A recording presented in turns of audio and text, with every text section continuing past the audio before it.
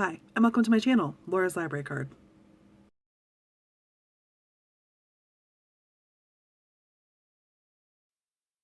To talk about my recent reads. So let's dive in. I recently read The Shelters of Stone. This is a book by Jean M. Auel and was actually a reread for me. I listened to the audiobook.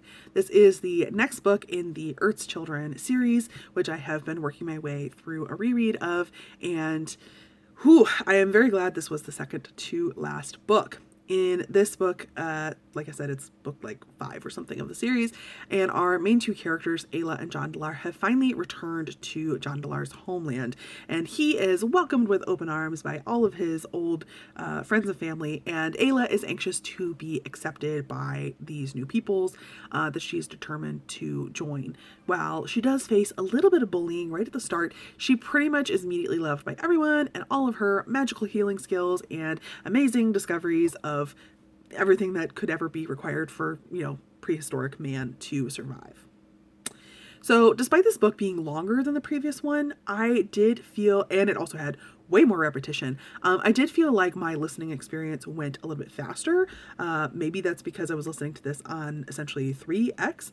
I will say if I never hear the mother's song again, it'll be too soon, but I know it's in the last book, so multiple times, so I'm gonna have to listen to that again. I did feel like I enjoyed some of the cultural exploration that was happening with setting up the different peoples and how there were closely related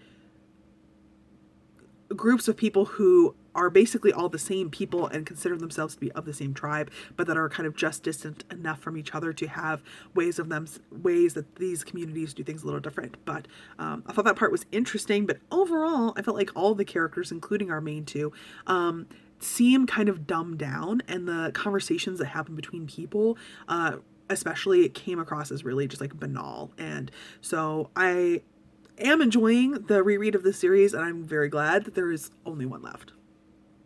The next book that I'm going to talk about is a nonfiction title. This is Neon Girls, A Stripper's Education in Protest and Power. The author is Jennifer Worley, and I listened to this nonfiction title on audiobook.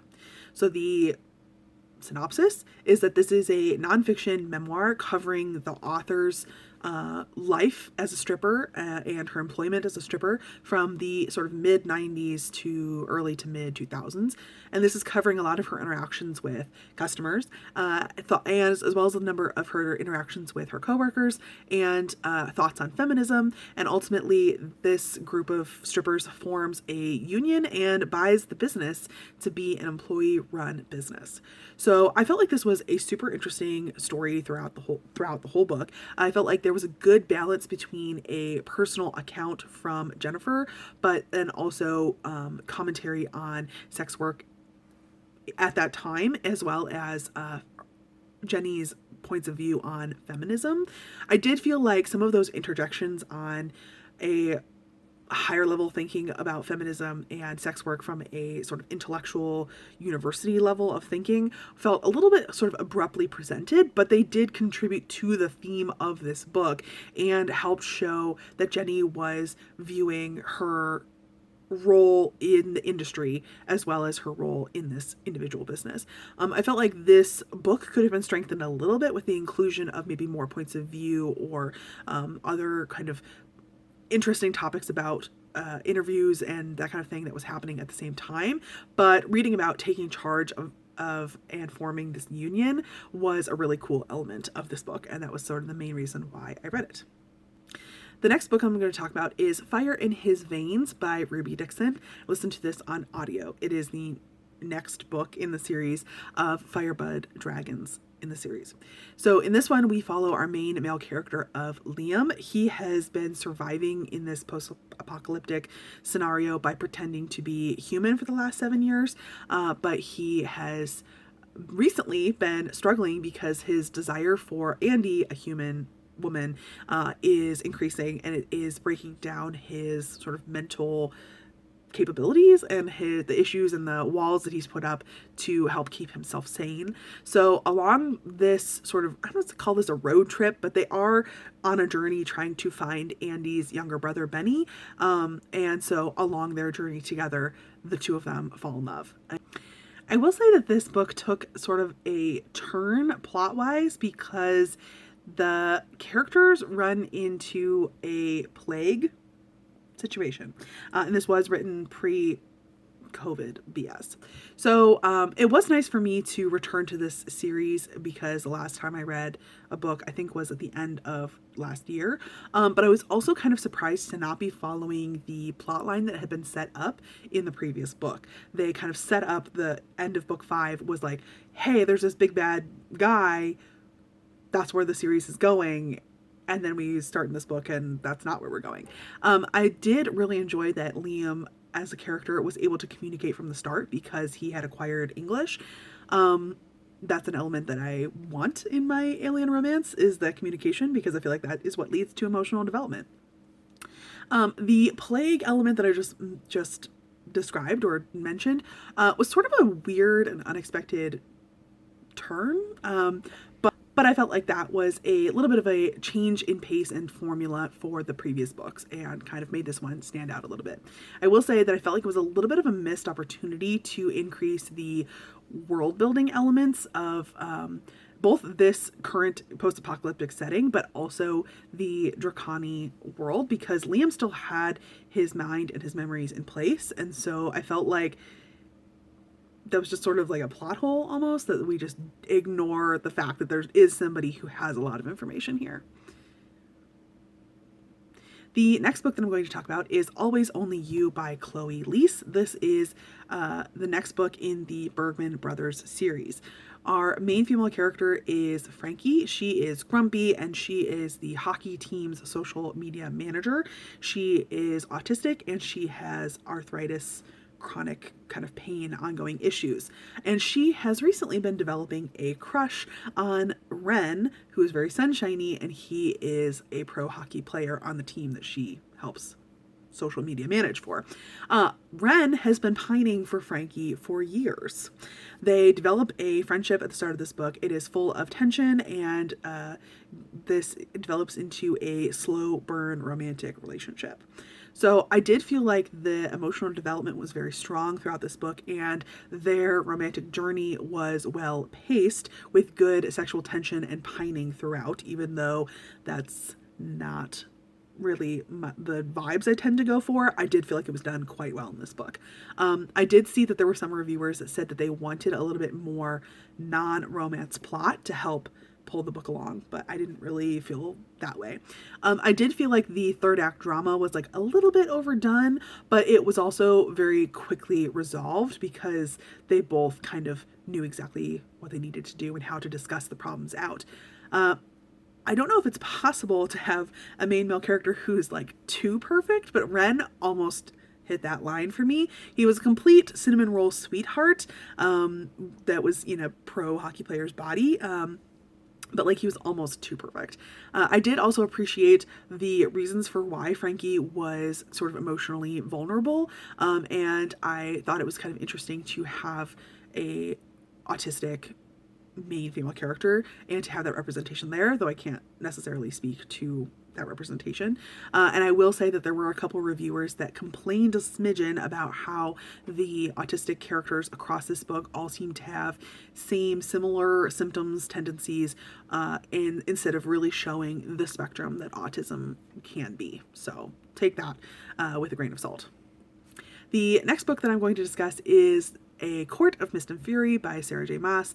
I reread this book for part of a readathon that's happening, and I listened to the audiobook. So in this book, we continue to follow our main female character of Farah. She has felt, she's sort of depressed and struggling with some PTSD after the events of the first book in the series, and she is sort of feeling kind of stifled at the spring court. Rhysand sort of steals her away to the night court, where she finally begins to recuperate and heal and officially like make friends. And then when certain information comes to light, she begins to train and hone some of her powers, make plans for the future of both herself and the world, and there is an introduction of a new villain, big bad character. I will say this is a very long book, and there's a lot of plot. I felt like I didn't always know why something was happening, but there are a lot of summaries throughout the book where the author just kind of like checks in with you and makes sure you know what's going on. I will say that I liked the amount of sort of mental health discussion and the healing that Feyre is going through, and I felt like that was important to include in the book, but it did set kind of a grim overall tone. I was fine overall with the romantic development, but I did kind of want a little bit more. I felt like Feyre kind of like was in love very quickly. I will say that one of my favorite elements to this whole book is that Rhysand's team, how they interact and bond with each other and help support each other, was one of my favorite elements, even though I still felt like Feyre was kind of a dud, and still needs to work on developing a personality along with her powers.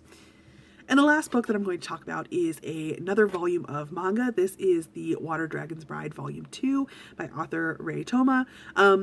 This is a continuation of the series, and so Asai is our young girl who is finally being accepted by the village who had tried to sacrifice her in the first volume, but she is still a target by the members of this village, and the water dragon god, having kind of declared that she will, to himself and the other gods, that he chooses Asai to be his future bride.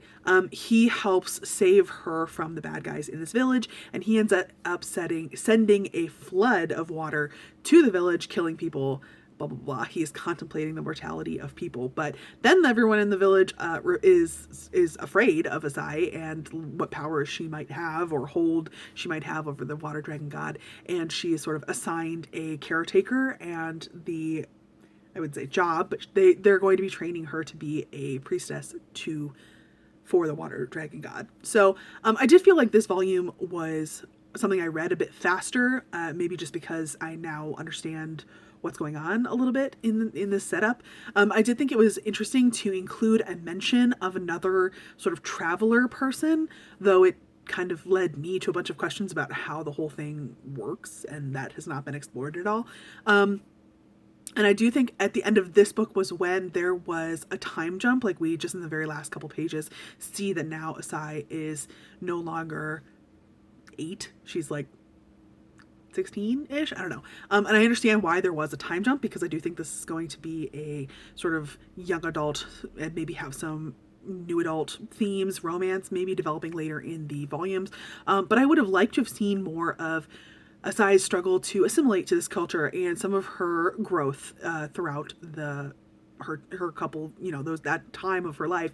And I think that would have been an opportunity to develop a little bit more world building for this world also. And going forward, I do hope to see some more of the other gods, but this whole series is not something that I'm super attached to. So, while the volumes continue to be readily available, I will probably continue, but it's not like a new favorite or anything. So I'm ending on a little bit of a bummer, but if I've said anything in this video that sparks a comment, please leave that down in the comments. I would love to hear what you have to say. And again, thanks so much for watching this video, and I will see you next time. Bye!